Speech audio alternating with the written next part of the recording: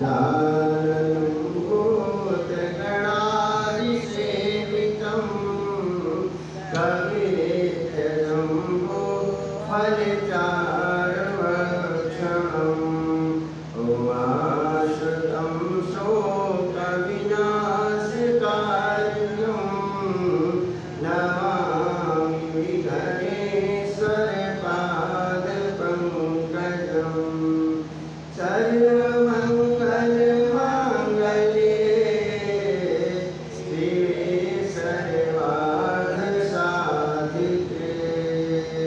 शरण्ये त्र्यम्बके गौरी नारायणे नमोऽस्तुते। कर्पूरगौरं करुणातारं संसारसारं भुजगेन्द्रहारं सदा वसन्तं हृदयारविन्दे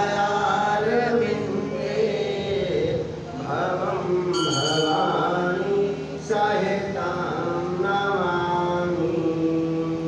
त्वमेव माता च पिता त्वमेव त्वमेव बन्धुश्च सखा त्वमेव त्वमेव विद्या द्रविणं त्वमेव त्वमेव सर्वं मम देव देव।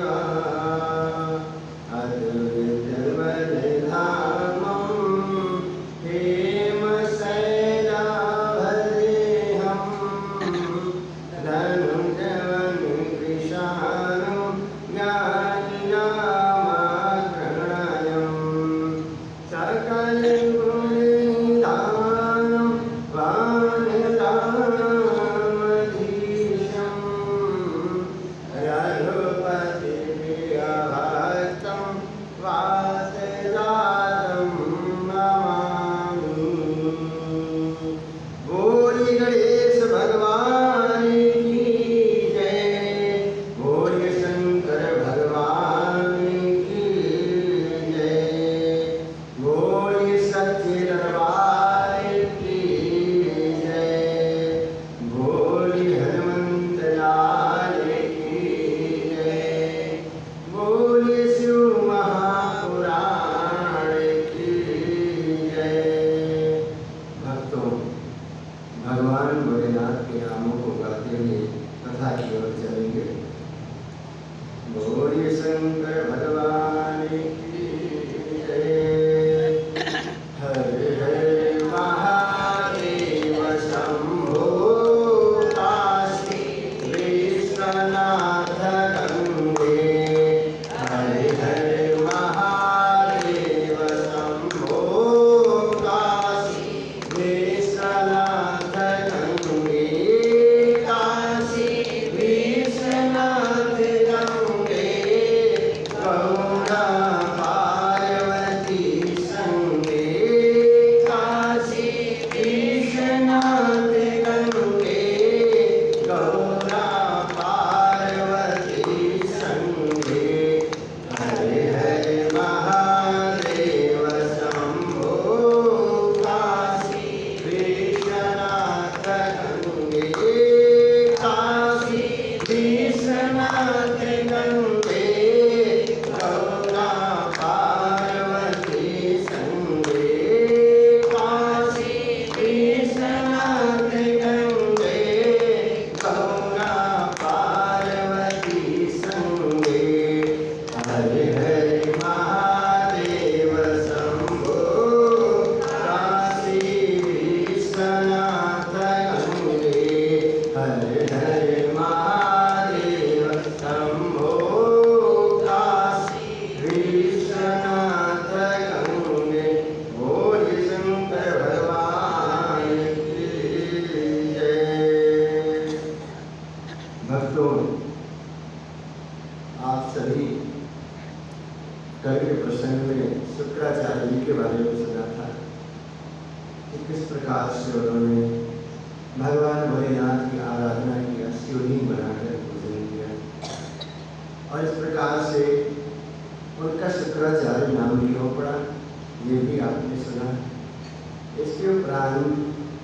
भगवान भोलेनाथ उस शिवलिंग में विराजमान हुए और ये भी वरदान दिया कि जो भी इस शिवलिंग का ध्यान करेगा उससे अवश्य ही उसकी सारी मनोकामनाएं पूर्ण होंगी। बोलिए शंकर भगवान की जय।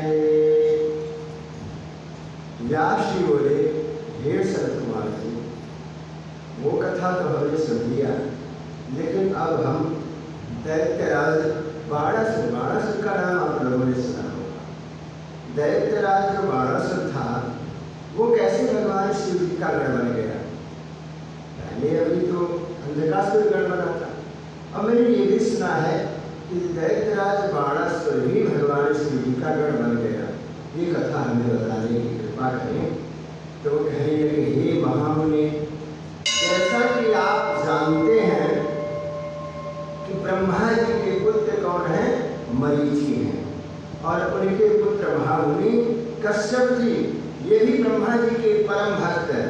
उन कश्यप मुनि की 13 सुंदर और सुशील कन्याएं हुई, जिनमें से इस प्रकार से कहते हैं कि सबसे बड़ी का नाम दिति, और दिति के सबसे बड़े पुत्र का नाम हिरण्यकश्यप और छोटे पुत्र का नाम हिरण्याक्ष। इस प्रकार से जो दिति है, अदिति और दिति, अदिति जो है वह देवताओं की माता और जो दिति है वो राक्षसों की माता। ये 13 पत्नियां राजा दक्ष की जो पुत्री थी कश्यप मुनि के साथ विवाह हुआ।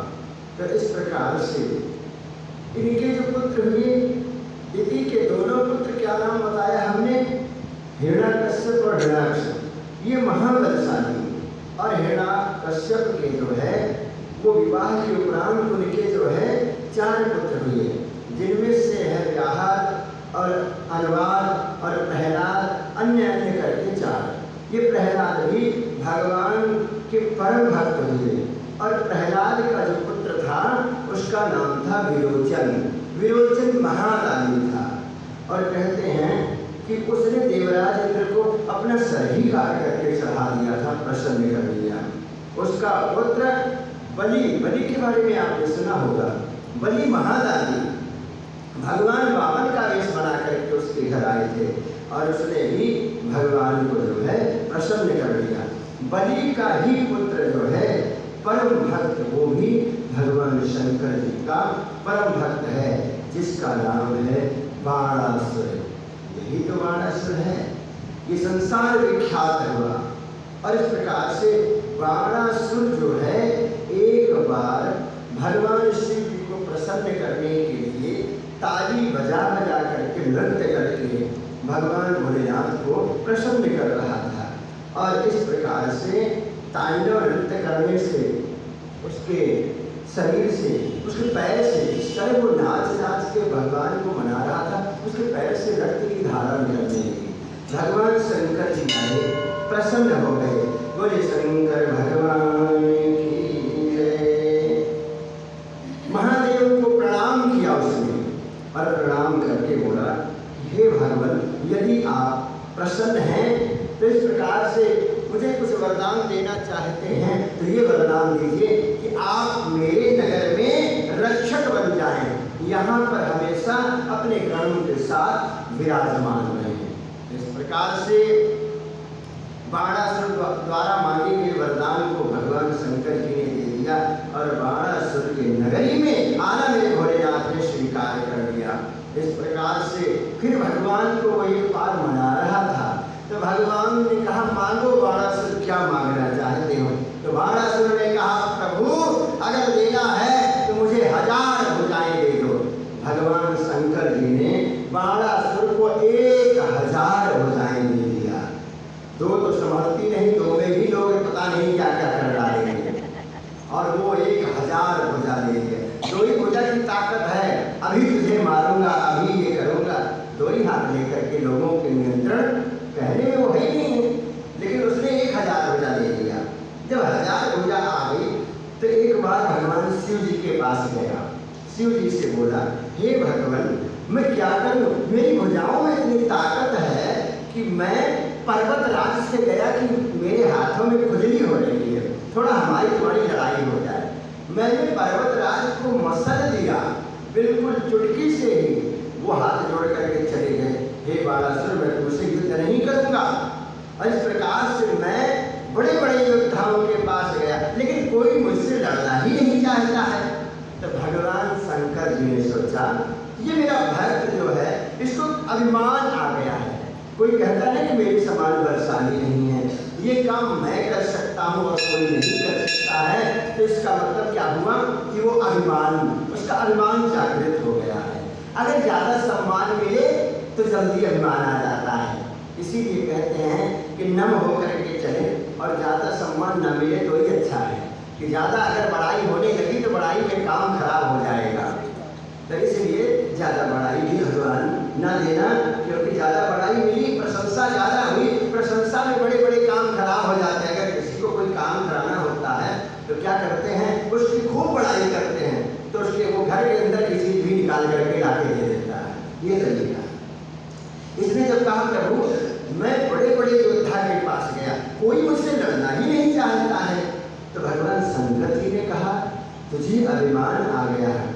कहने लगे ठीक है बाणासुर, चिंता मत करो, कोई ऐसा वीर आने वाला है जो तुम्हारी 1000 भुजाओं को खंड खंड काट करके अलग कर देगा। बोले शंकर भगवान की जय। उसको अपनी समझ में नहीं आया, वो फिर भी उस व्यक्ति का इंतजार कर रहा है कि वो कौन है जो आएगा मेरी भुजाओं को काट देगा। इस प्रकार से बाणासुर इंतजार करता रहा। बाणासुर के एक पुत्री थी जिसका नाम था उषा। बाणासुर की बेटी का नाम उषा था। उषा को माँ भगवती की कृपा से सपना आया। सपने में क्या देखा उषा ने कि कृष्ण भगवान के जो पौत्र हैं जिनका नाम अनिरुद्ध है, अनिरुद्ध को देखा तो बड़ा सुंदर स्वरूप। और जब सुबह सब उठ करके अपनी सखी से बताया जिसका नाम चित्रलेखा है, चित्रलेखा से कहा कि हे चित्रलेखा मेरी सखी, मैंने सुंदर पुरुष को देखा है और मैं उसके बिना जीवित नहीं रहूंगी। तो उसकी सखी वो चित्रलेखा जादूगरनी, वो जादूगर में माहिर, उसने कहा चिंता न करो प्रिय सखी, मैं तुम्हारे लिए उसको जरूर लेकर के आऊंगी जिसको तुमने सपने में देखा है। उसने चित्र बनाना शुरू किया, उसने देवताओं के बनाए चित्र, उसने गंधर्व के चित्र बनाए और उसने अनेकों चित्र बना दिए। लेकिन वो कहने लगी, पर्दे पे जितने भी चित्र बनाती तो वो कहती ये भी नहीं है, ये भी मैंने नहीं देखा है। इस प्रकार से जब उसने मनुष्यों के भी चित्र बनाए तो भी मना कर दिया कि ये भी नहीं, मेरे सपने में आया था। और बाद में उसने क्या बनाया, उसने भगवान कृष्ण के जो पौत्र हैं अनिरुद्ध का जब चित्र बनाया तो उसने कहा यही मैंने देखा है, यही मुझे चाहिए, इसके बिना मैं जीवित नहीं रहूंगी। चित्रलेखा माया से भगवान कृष्ण के घर पहुंची और रात को सोते समय जो है उनको लेकर के चली आई और अनिरुद्ध जी को लेकर के आई सोते समय, और वहां पर लेकर के आई अपने सखी के पास जब खड़ा कर दिया उषा के पास। तो उषा ने जब देखा अनिरुद्ध को तो बड़ी प्रसन्न हो गई और उसके गले लग करके खूब खुशी के आंसू आए, जिसको मैंने चाहा था वही मुझे मिल गया। यहाँ तो कमरे के अंदर वो दोनों मिल रहे थे और बाणासुर के जो पहरेदार थे उन्होंने बाणासुर से बताया कि हे महाराज, आपके कक्ष में आपकी बेटी के साथ कोई बाहरी व्यक्ति पुरुष आ गया है, इस प्रकार से अगर आपका आदेश हो तो हम उसे अभी पकड़ करके जो है आपके सामने लाते हैं। बाणासुर ने कहा, है मेरे सैनिकों, जाओ और उसे पकड़ करके अभी मेरे सामने ले आओ। बाणासुर के सिपाही गए उसे पकड़ने के लिए। जैसे ही सब पहुंचे अनिरुद्ध जी ने सबको वहीं पर मार दिया। बताओ, हजारों सैनिक आए, सबको मारते गए। तो बाणासुर ने कहा अब तो मुझे भी जाना पड़ेगा। युद्ध के लिए बाणासुर पहुंचा और अनिरुद्ध जी से युद्ध करने लगा। इतनी वीरता के साथ अनिरुद्ध जी युद्ध कर रहे थे कि वो हार नहीं रहे थे। बाणासुर ने माया का सहारा लिया। बाणासुर ने क्या किया, क्रोध में आकर के उसने क्या किया कि नाग फांस चला दिया और उस नाग फांस ने मेरे अनिरुद्ध जी को बांध लिया और कहने लगा इनको ले जा करके ऐसे कुएं में डाल दो जहाँ से दोबारा लौट करके ना आए। उसी समय जो स्वर्ग के ईश्वर है देवादेव महादेव, उसी समय आकाशवाणी हुई कि सुनो बाणासुर, वे भोलेनाथ जो सबका पालन भरण पोषण संहार करते हैं, वे सर्व स्वामी हैं और तुम्हारे अहंकार को भी चूर कर देंगे भगवान भोलेनाथ जी। आकाशवाणी सुन करके वो तो मारना चाहता था, उसी समय प्राण जो है उनके लेना चाहता था, लेकिन आकाशवाणी सुन करके उसने मारा नहीं कान से, उसने कारागार में बंद कर दिया। अब नागपाश में बंधे हैं अनिरुद्धाचार्य, वो अनिरुद्ध जी, और अनिरुद्ध जी जब बंधे हैं तो उस समय उन्होंने किसका ध्यान किया? माँ भगवती का, आदि शक्ति भवानी का ध्यान किया। बोलिए सच्चे दरबार की जय। माँ भगवती का ध्यान कर रहे हैं। माँ इस प्रकार से आप आ जाओ, जब कष्ट आता है तब माँ को बुलाते हैं, लेकिन हर समय जब माँ को याद करोगे कष्ट आएगा ही क्यों? बोलिए सच्चे दरबार की जय। जंगल के राजा मेरी मैया को लेके आजा, हे जंगल के राजा मेरी मैया को लेके आजा। मैंने आस की ज्योति जलाई, मेरे नैनों में माँ है समाई। मैंने आस की ज्योति जगाई, मेरे नैनों में माँ है समाई। मेरे सपने सच तू बना था, मेरी मैया को लेके आजा। ये जंगल की राजा मेरी मैया को लेके आजा। हर पल माँ के संग विराजो, धन्य तुम्हारी भक्ति है। शक्ति का तुम बोझ उठाए, गजब तुम्हारी शक्ति है। तेरे सुंदर नैन कटीले, ओ रंग के पीले पीले। मेरी मैया को लेके आजा, मेरी मैया को मुझसे मिला जा। ये जंगल के राजा मेरी मैया को लेके आजा। ये जंगल के राजा मेरी मैया को लेके आजा।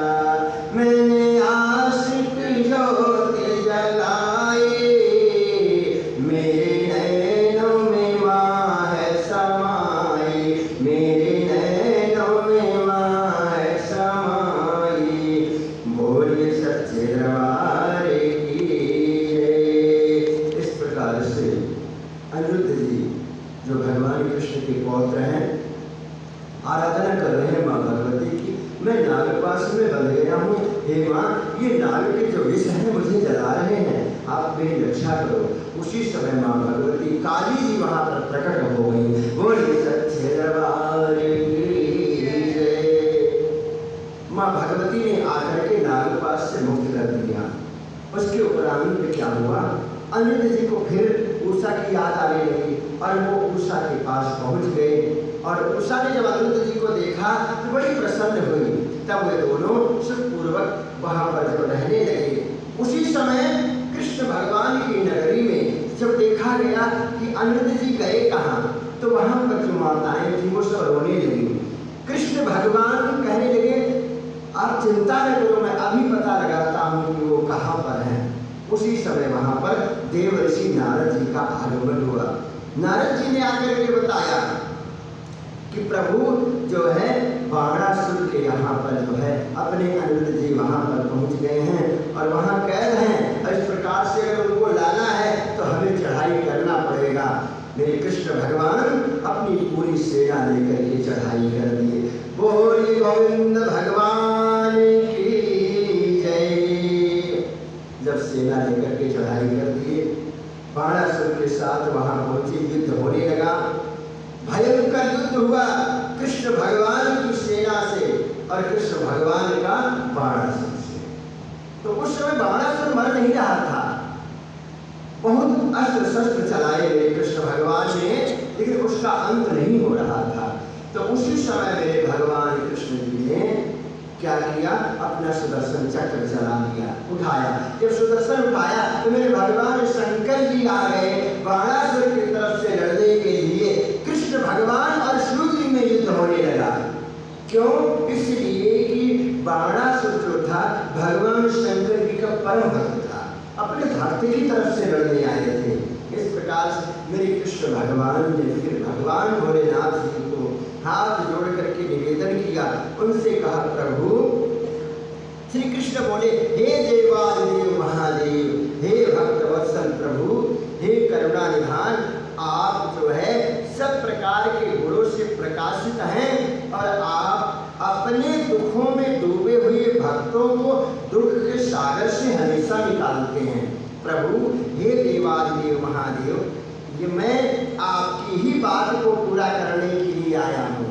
आपने ही तो बाणासुर को श्राप दिया था कि तेरी 1000 भुजाएं काटने वाला कोई आएगा, मैं वही तो आया हूँ करने, और फिर आप मुझसे ही युद्ध कर रहे हैं, तो कैसे कटेगी आपकी बात, सत्य कैसे होगी प्रभु? तो भगवान शंकर जी ने कहा, बात तो बिल्कुल सही बताई आपने, मैंने ही दिया था, लेकिन करूं क्या, मुझे भक्तों की तरफ से आना ही पड़ता है। तो काम ऐसा करो कि उसकी दोनों काम हो जाए, मेरे भक्त की रक्षा भी हो जाए और आपका काम भी हो जाए। तो कहने लगे, बताओ भगवान मैं क्या करूं? तो कहने लगे, भगवान शिव जी ने कहा कि जिम्राण अस्त्र जो है उसको चलाओ और उसको चला करके हमको और हमारी सेना को मोहित कर दो, तो हम लोग जहाँ हैं वहीं खड़े रह जाएंगे। उसके बाद तुम जो है बाणासुर का अपना काम कर लेना। उसी समय भगवान शिव जी को प्रणाम किया कृष्ण भगवान ने, जिम्राण अस्त्र चलाया। इसके बाद जब उसे चलाया तब भगवान शंकर जी जहाँ खड़े थे वहीं पर खड़े खड़े ही नींद आ गई। नींद आने का मतलब इनकी सेना ही सो गई, सारे गण सो गए। उसी समय युद्ध होने लगा भगवान कृष्ण और बाणासुर का। भगवान कृष्ण जी को क्रोध आया, उन्होंने क्या किया, खंड खंड हाथ काट करके 1000 गिरा दिए और उसके बाद फिर सुदर्शन चक्र उठाया, उसे मारने के ही लिए। उसी समय मेरे भगवान शंकर जी आ गए। बोले शंकर भगवान की जय। कहने लगे, हे कृष्ण जी, हे कृष्ण भगवान, हे गोविंद जी, मैंने ये कहा था कि इसकी 1000 भुजाएं ही कटनी है, मैंने ये नहीं कहा था कि इसको जान से ही खत्म कर देना है, ऐसा नहीं होना चाहिए, अब इसकी रक्षा करो। इस प्रकार से जब भगवान भोलेनाथ ने कहा तो मेरे कृष्ण भगवान उसी समय शांत हो गए और पकड़ करके लाए भगवान भोलेनाथ जी बाणासुर को। मित्रता करवाई भगवान कृष्ण के साथ और जाकर के विवाह करवाया उषा का अनिरुद्ध जी के साथ में, और बाणासुर ने खूब स्वागत किया कृष्ण भगवान का, उनकी सेना का, और बड़े सम्मान के साथ बेटी को विदा किया है। उसके बाद बाणासुर अपने घर जब मंदिर में गया, वहाँ बैठ करके खूब भगवान शिव को मना रहा है, प्रभु आप मेरे इस अपराध को क्षमा करें। और जब नाच नाच करके भगवान शिव को मना रहा था, उस समय उसके पैरों से रक्त की धारा चल रही थी, और इस प्रकार से भगवान शंकर जी प्रसन्न हो गए। बोले शंकर भगवान की जय। जब शिव जी को देखा तो भगवान शंकर जी से प्रार्थना करने लगा, कैसे? ओम नमः शिवाय, ओम नमः शिवाय, हरे हरे बोले नमः शिवाय, ओम नमः शिवाय, ओम नमः शिवाय, हरे हरे बोले नमः शिवाय, ओम नमः शिवाय, ओम नमः शिवाय, हरे हरे बोले नमः शिवाय, ओम नमः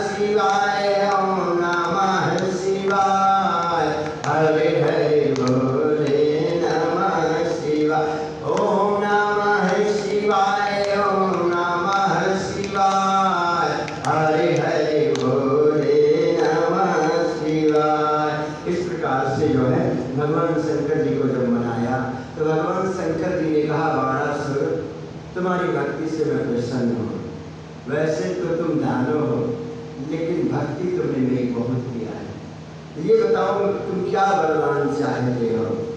तो भगवान शंकर जी से उसने कहा, प्रभु मेरा विष्णु भगवान के साथ जो बैर है वो सदा सदा के लिए खत्म हो जाए, और मुझे कुछ नहीं चाहिए। मेरे मन में जो राक्षसी भाव है ये भी खत्म हो जाए, कभी मुझे देवताओं के प्रति बैर ना हो। और मैं ये मांगता हूँ प्रभु, मुझे सभी शिव भक्तों में प्रेम हो, जो भी आपके भक्त हों उनमें अति प्रेम रहे। और सबसे बड़ी बात जो उसने मांगा, उसने ये मांगा कि हे प्रभु आपके गण बहुत हैं, लेकिन उन्हीं बहुत ढेर सारे गणों में मुझे भी शामिल कर लीजिए कि जहाँ आप रहोगे सदा मैं भी आपके साथ रहूँगा। इस प्रकार से भगवान भोलेनाथ ने बाणासुर को अपना गण बना लिया, आशीर्वाद दे दिया कि हे बाणासुर तुम भी आज से मेरे गण में ही रहोगे, तुम्हारा भी नाम गणों में शामिल रहेगा।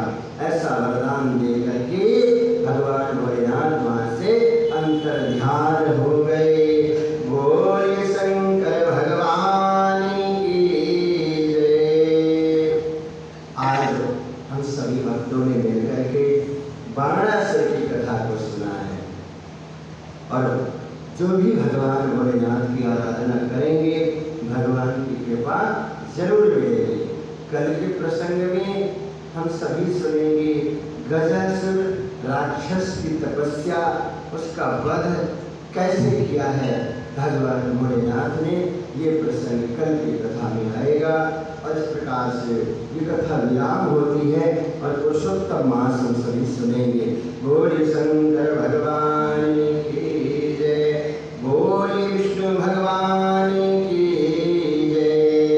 भज मन नारायण नारायण नारायण, श्रीमन नारायण नारायण नारायण, लक्ष्मी नारायण नारायण नारायण, लक्ष्मी नारायण नारायण नारायण, श्रीमन नारायण नारायण नारायण, भगवन नारायण नारायण नारायण, श्रीमन नारायण नारायण नारायण। बोले विष्णु भगवान की जय। पुरुषोत्तम मास राजा दृढ़धन्वा महर्षि वाल्मीकि के कहने से कहते हैं कि वही तुम राजा दृढ़धन्वा विख्यात हुए, और हे राजन तुमने मुझसे जो पूछा मैंने आपको वही बताया है। और कहते हैं पूर्व जन्म में जो सुखदेव द्वारा तुम्हारा पुत्र था वही तो तोता बन करके आया था, उसने ही तो आपको वन में बताया था। वह सुखदेव 12,000 वर्ष तक आयु भोग करके वो भी वैकुंठ लोक को चला गया। वही सुख वन में सरोवर के वर्ण के वृक्ष पर बैठ करके संसार सागर में डूबे हुए विषय रूपी सर्प से तुम जो अपने पूर्व जन्म के पिता को देख करके उसके लिए कृपा युक्त हो चिंता करने लगे। यदि मैं इस राजा को बोध नहीं कराऊंगा तो मेरा भी अपराध हो जाएगा, इस प्रकार मेरा इन श्रुति के वचनों को मानना वृथा ही हो जाएगा। इसलिए मुझको अपने पूर्व जन्म के पिता का उपकार अवश्य ही करना चाहिए। ऐसा सोच करके तोते ने आपको ज्ञान दिया है। सूत जी कहने लगे कि नारायण के मुख से दृढ़धन्वा ने जब पूर्व जन्म के वृत्तांत को सुना तो फिर नारद जी श्री नारायण को फिर से पूछने लगे, हे तपोनिधि राजा दृढ़धन्वा फिर वाल्मीकि ऋषि को क्या कहने लगे? वो कहने लगे कि हे मुने आपने मुझे ये पुरुषोत्तम मास मोक्ष देने वाला व्रत बताया है, इसको करना कैसे चाहिए, इसमें कैसे पूजा करनी चाहिए, इसकी विधि तो बताओगे?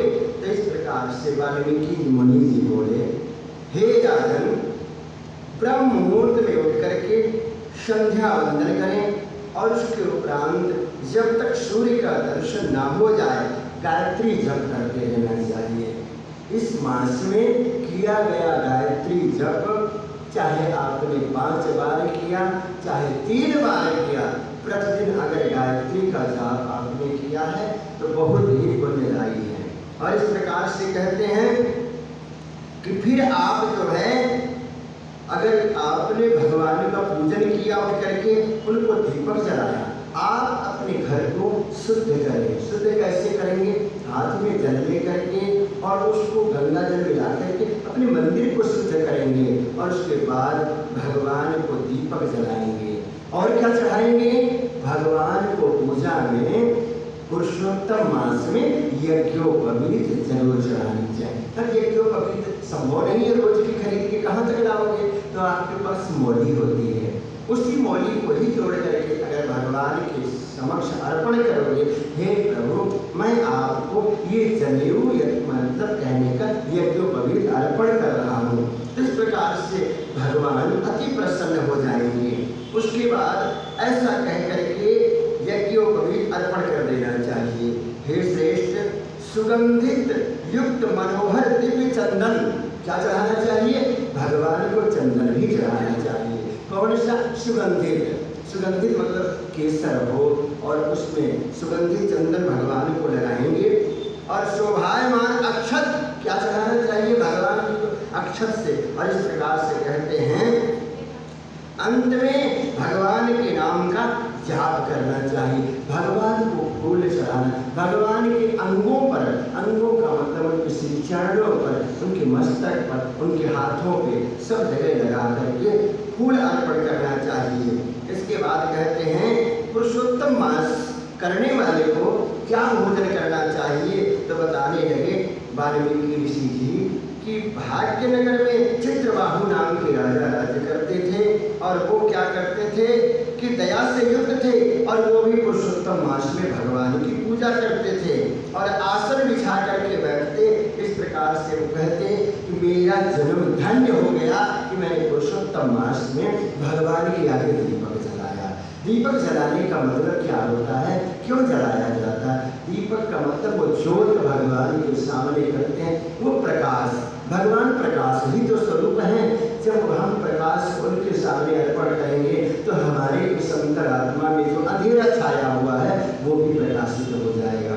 इसीलिए भगवान को दीपक जलाना चाहिए। और कहते हैं कि जो मुनिराज मुझ सेवक के घर फिर से इस प्रकार से आए, वो कहने लगे हे मुनिवर अभी तो और कुछ भी बताना बाकी है। कहने लगे अब अगली कथा में कल के बताएंगे और आज की कथा यहीं पर विराम करेंगे।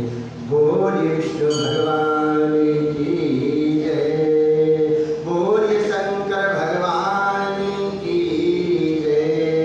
हर हर महादेव शंभो काशी विश्वनाथ गंगे, हर हर महादेव शंभो काशी विश्वनाथ गंगे, काशी विश्वनाथ गंगे गौरा पार्वती संगे, काशी विश्वनाथ गंगे गौरा पार्वती संगे, हर हर महादेव शंभो काशी विश्वनाथ गंगे।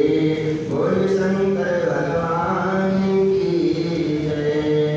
ओम जय शिव ओंकार, स्वामी हर शिव ओंकार, ब्रह्मा विष्णु सदा शिव बोले बोले नाथ महादेव, अर्धांगी धारा ओम हरे हरे महादेव, एकानन चतुरान पंचानन राजो शिव अनन्य राजी, हंसासन गरुड़ासन, हंसासन गरुड़ासन,